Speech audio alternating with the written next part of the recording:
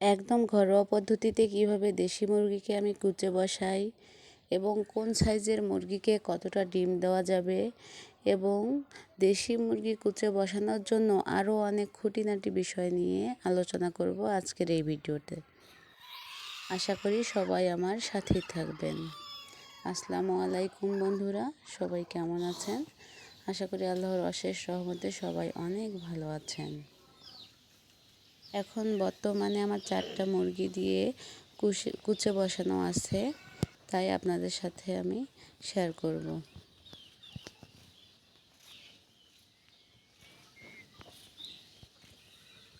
এটা আমার মুরগির ঘর।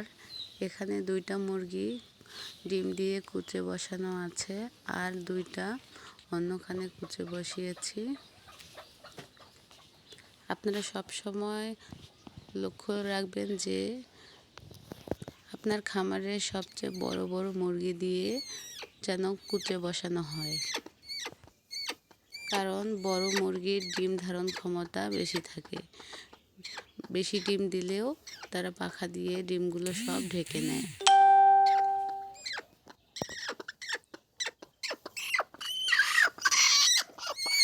আমি সব সময় 15টা থেকে 16, 18টা পর্যন্ত মুরগিকে ডিম দিয়ে থাকি।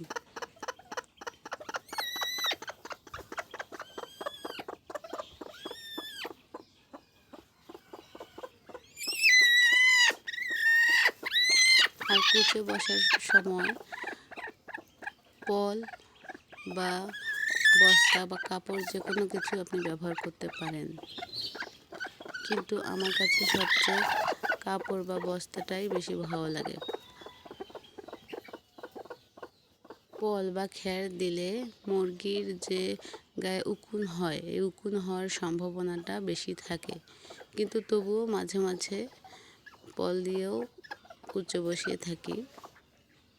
কিন্তু বেশিরভাগ সময় আমি কাপড় বা বস্তা ওসব দিয়েই কুচে বসাই।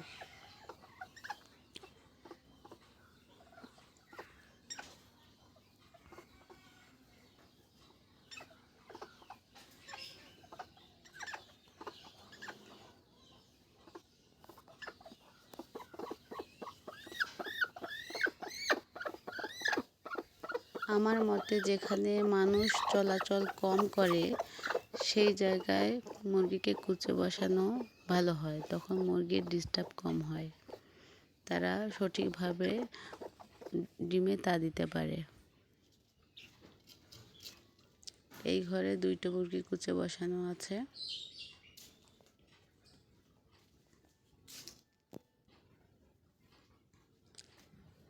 এখানে একটা মুরগির সাইজে আমার ছোট, তাই কম ডিম দিয়ে কুচে দিয়েছি।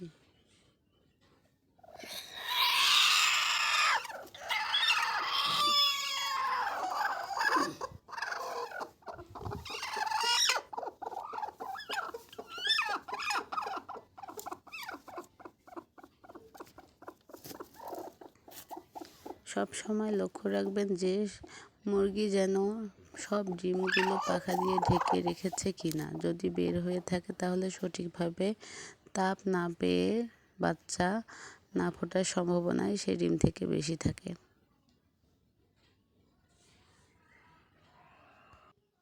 এখানে দেখুন, একটা মুরগি ডিম পাড়া শেষ হয়েছে, কিন্তু এখনো ডিম দিয়ে কুচে বসানো হয়নি।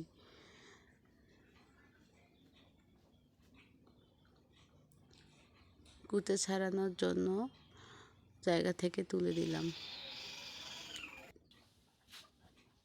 মুরগি পালন বিষয়ক বিভিন্ন বিষয় সম্পর্কে জানতে বা দেখতে আমার চ্যানেলের সাথেই থাকুন এবং পরবর্তী ভিডিও দেখার জন্য অনুরোধ রইল। আল্লাহ হাফেজ।